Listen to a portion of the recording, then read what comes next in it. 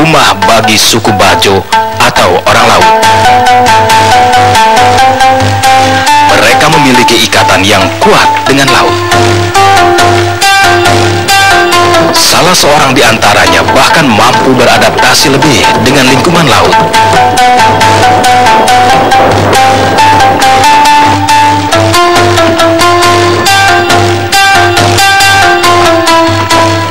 Lauda menarik nafas terakhirnya dalam-dalam.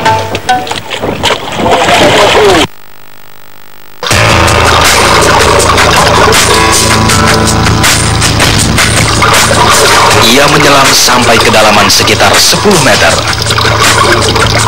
Tekanan di kedalaman ini membuat volume paru-parunya mengecil. Meski tanpa berat badan yang cukup, Lauda mampu berjalan di dasar laut seperti berburu di daratan. Sekarang karbon dioksida di dalam darahnya sudah mencapai titik rawan, tetapi Lauda tetap harus berkonsentrasi untuk berburu.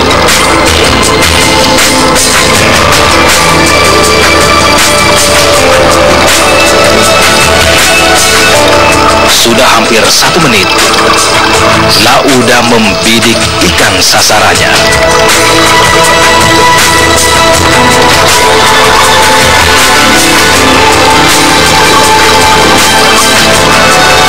Lauda berburu 1 menit lebih dalam tekanan dan dorongan arus hanya dalam 1 tarikan nafas.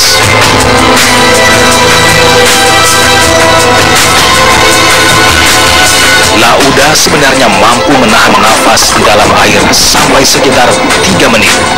Namun kali ini ia mendapatkan buruan yang lebih cepat. Lauda memiliki kemampuan berburu yang hebat di dalam air.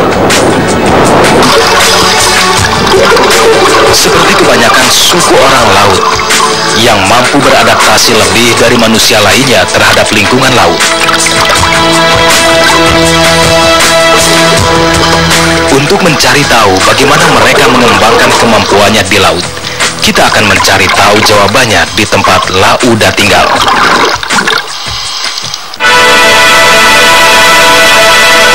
Kampung Sampela adalah salah satu perkampungan suku orang laut di Wakatobi, Sulawesi Tenggara. Kita dengarkan baik-baik syair lagu yang akan mereka nyanyikan.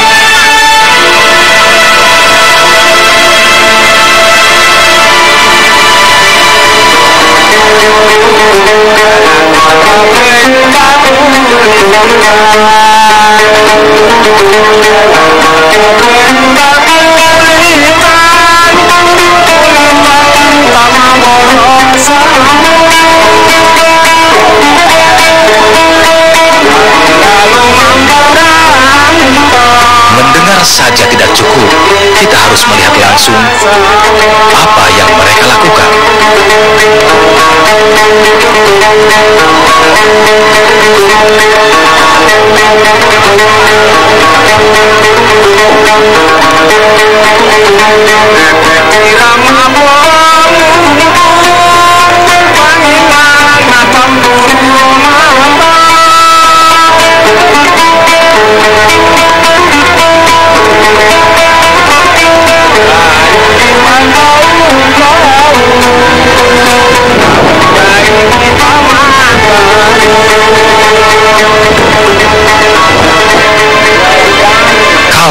Adalah Sandro Bayi. Sandro adalah pemimpin ritual adat bagi suku orang laut. Tugas Kalo adalah memimpin ritual adat bagi bayi yang baru lahir. Semua bayi orang laut yang sudah berumur 3 hari akan melalui prosesi ritual ini.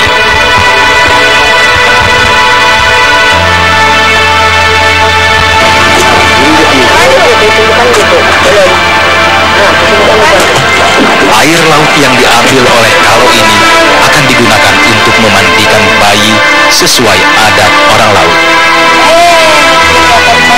Namun prosesi adat ini sudah mengalami pergeseran. Dahulu bayi orang laut yang baru lahir langsung diceburkan ke laut. tidak mengherankan jika anak-anak suku orang laut begitu akrab dengan laut. Laut adalah halaman rumah tempat mereka bermain sepanjang hari.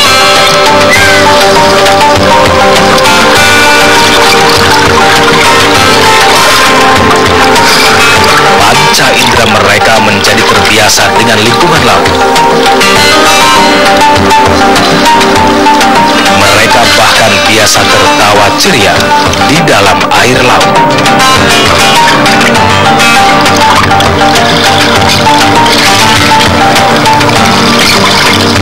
Laut dan lingkungan tempat ini memberi warna bagi anak-anak suku orang laut.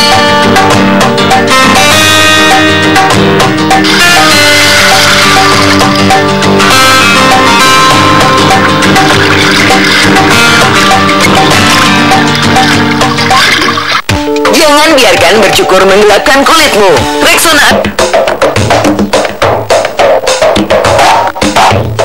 Tingginya tingkat konsumen terhadap hasil laut membuat sebagian orang laut mencoba menaikkan peruntungan mereka. Meskipun dengan cara-cara yang justru dapat membuat peruntungan mereka selesai.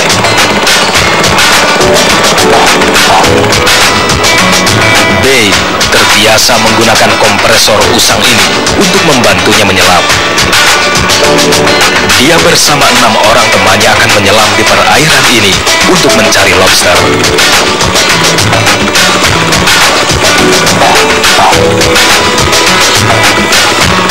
Penyelaman menggunakan kompresor mungkin adalah cara paling berbahaya untuk mengambil hasil laut. Sudah banyak orang yang mati karena menyelam menggunakan kompresor. Namun Bay mengabaikan kenyataan ini. Dia tetap akan menyelam menggunakan kompresor dengan nyawa sebagai taruhannya.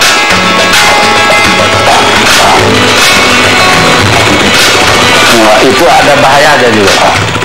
Ada tebang, tapi terlalu dalam. Sekitar kalau menyelam sekitar 50 meter itu dapat tekanan begitu kan.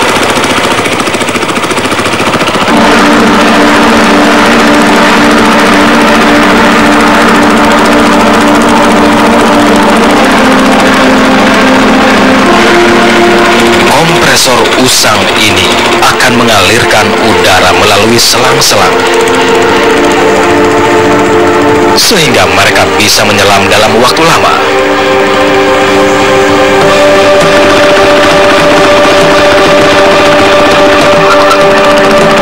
Kini giliran anak Bay yang menyelam menyusulnya.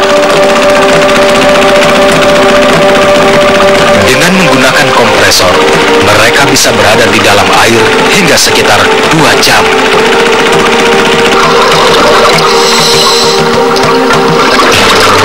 Tak lain, karena mereka harus mencari lobster di lubang-lubang yang berada di karang.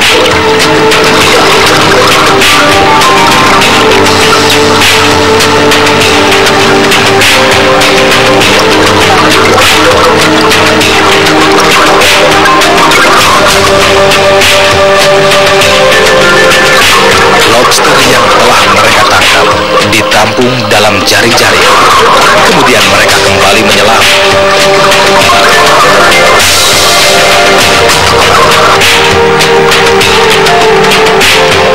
Mereka menyelam sampai kedalaman hampir 20 meter dan nyawa mereka hanya bergantung pada selang berdiameter sekitar 2 cm ini.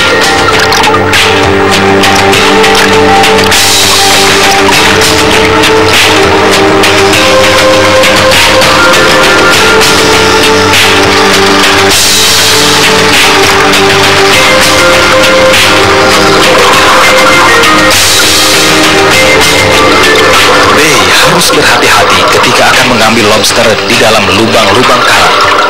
Karena lobster itu hanya berharga tinggi jika dijual dalam keadaan hidup.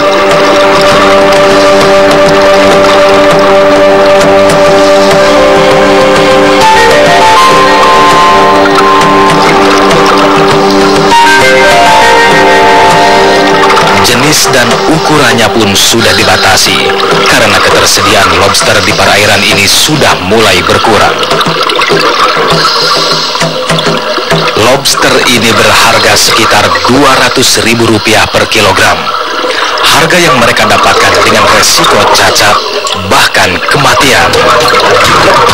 Karena menyelam di tempat yang dalam dengan waktu lama, kemudian naik ke permukaan dengan sangat cepat, dapat mengakibatkan pecahnya pembuluh darah. Bagaimanapun cara mengambilnya, hasil laut telah menjadi sumber protein utama bagi lebih dari separuh populasi manusia di dunia. Sekitar 3/4 jenis karang dunia terdapat di Kepulauan Nusantara yang menjadi jantung bagi keanekaragaman kehidupan laut dunia. Sehingga wajar saja jika Indonesia sering disebut sebagai surganya ikan di dunia. Bukan lautan, hanya kolam susu. Kayu